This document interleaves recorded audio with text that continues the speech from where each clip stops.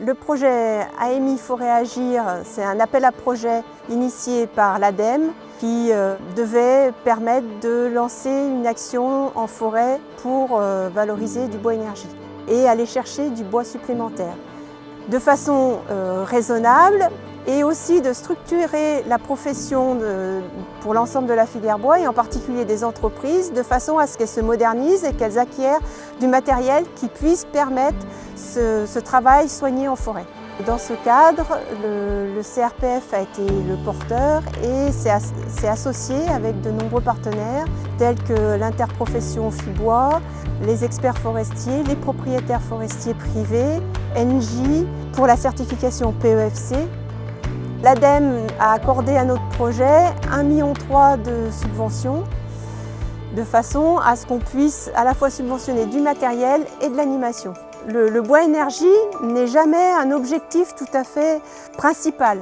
On va faire du bois énergie, mais en même temps, on va essayer, dans la majorité des cas, à avoir aussi du bois d'œuvre dans l'itinéraire sylvicole.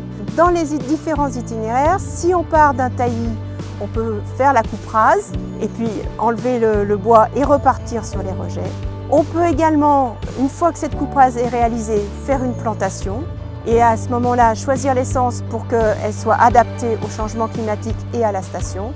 Ou à partir d'un taillis qui serait plus gros ou mieux venant, à ce moment-là, faire de l'amélioration et faire des éclaircies.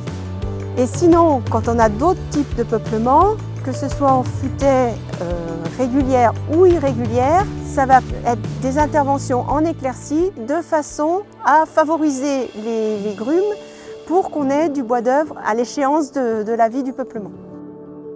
La principale difficulté qu'on a rencontrée ces dernières années pour faire du bois énergie, c'était la main-d'œuvre.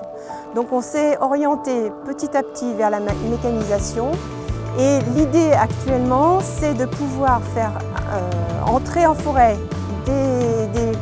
des engins pour la mécanisation tout en préservant la qualité des sols et la qualité des peuplements.